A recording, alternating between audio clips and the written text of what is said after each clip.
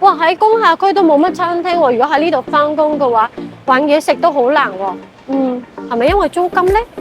啲租金成本咁高咧，咁啲租客點樣先可以做到生意咧？ Jojo，你問得好好啊！其實咧，有冇諗過租客係可以唔使交租都做到生意㗎？吓，咁都得？係啊，就係咧，租客可以變成業主啦。哇！呢度好大好靚喎。係啊，呢度咧有成7250尺㗎。呢度咧眼見可以坐到過百人喎。係啊，其實咧出一個食堂嘅牌照咧，大概要佔咗1/3係廚房啦，而2/3嘅空間咧就係愛嚟招呼客人。咁冇錯啊，呢度係可以招呼到過百人㗎。Jojo， 咁講到廚房，我都同你一齊參觀下個廚房啊。好啊。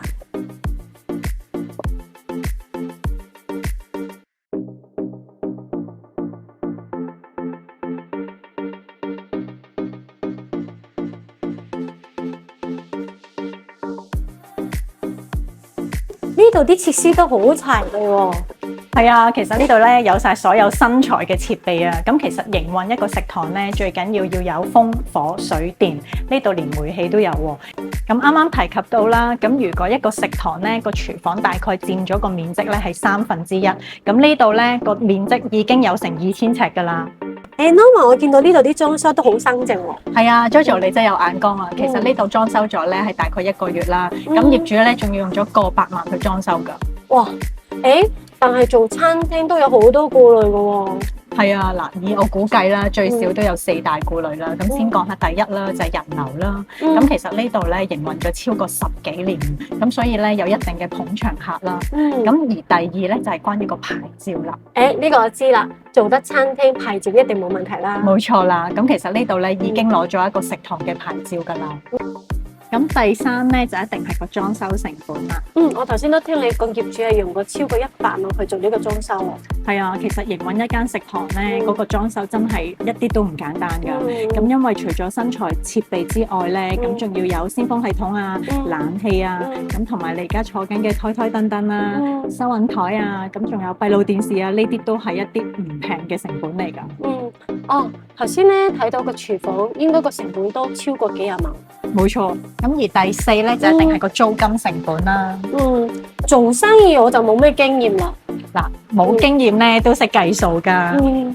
Jojo 啊，嗱，其實我哋營運一盤生意，最基本咧都要諗下點樣回到本先啦，係咪？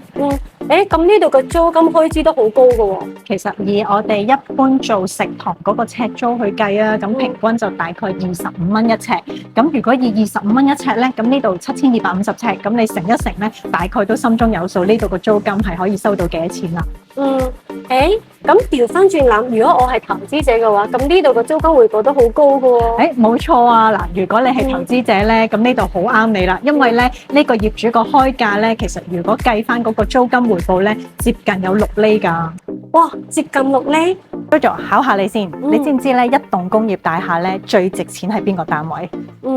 物以好為貴，梗係最少嗰啲係最值錢嘅啦。冇錯啊！嗱，其實咧一棟工廈咧少則都100幾10個單位啊，咁多則咧真係幾百個都會有啦。咁而一棟工廈裏邊咧，可能真係得幾個咧係個地下嗰個地廠啦，我哋叫做。所以呢個話係好值錢嘅喎。冇錯啊！